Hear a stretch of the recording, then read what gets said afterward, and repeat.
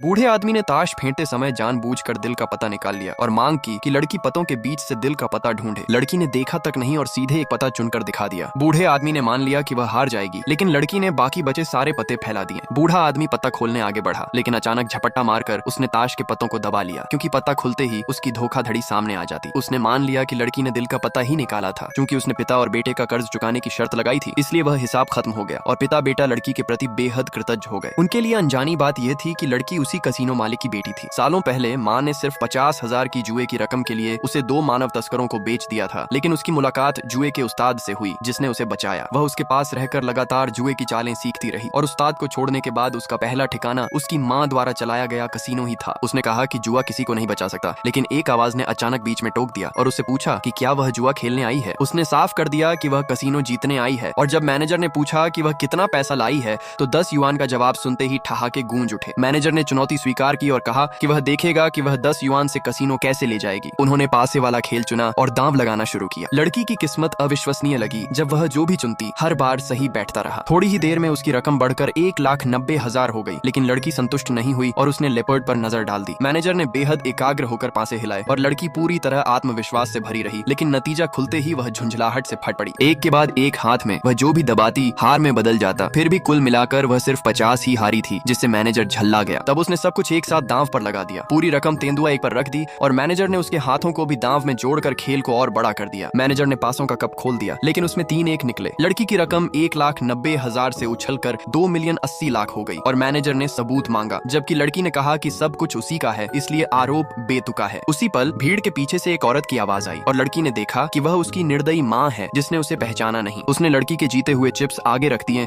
और मैनेजर के हाथ काटने के लिए औजार थमा दिया, लेकिन लड़की ने शर्त रखी कि वह बताए कि कसीनो पासों के खेल में हेरफेर करके कैसे कमाता है, तो वह उसकी जान बख्श देगी। मैनेजर अड्डा रहा कि सब कुछ किस्मत पर निर्भर है। लड़की ने रिमोट कंट्रोल निकालकर पासों के कप की ओर बटन दबा दिया, जिससे पता चल गया कि हर बार लोग क्यों चूक जाते थे। जुआरी पैसे वापस मांगने लगे और कसीनो मालिक की पत्नी ने थप्पड़ मारा, रिमोट फेंक दिया और मैनेजर के हाथ कटवाने की मांग की। फिर उसने वादा किया कि आज यहाँ जो भी पैसा लोगों ने हारा है वह उसे 2 गुना लौटाएगी, और जुआरी खुशी से उछल पड़े। लड़की ने एक ही राउंड का प्रस्ताव रखा कि अगर कसीनो मालिक की पत्नी जीती है तो वह 2,80,00,000 ले सकती है, लेकिन अगर वह हारती है तो उसे मानना होगा कि कसीनो धोखे से कैसे कमाता है। कसीनो मालिक की पत्नी ने स्वीकार किया और भीड़ ने मान लिया कि लड़की हारेगी। कसीनो मालिक की पत्नी ने पासों का कप उठाया और दाएं हाथ से झटके से घुमाया और लड़की ने उसी तरीके को दोहराया। कसीनो मालिक की पत्नी ने दांव बढ़ाया और मांग की कि अगर लड़की हार गई तो उसे दोनों हाथ वहीं छोड़ने होंगे। लड़की ने कहा कि तब कसीनो मालिक की पत्नी को 100 गुना मुआवजा देना होगा, कसीनो बंद करना होगा और जिंदगी भर दोबारा कभी जहर को नहीं छूना होगा। कसीनो मालिक की पत्नी ने हामी भरी और तुरंत नतीजा खोलने बढ़ी। फिर भी लड़की ने यह मानने से इनकार कर दिया कि नतीजा उसी जैसा होगा।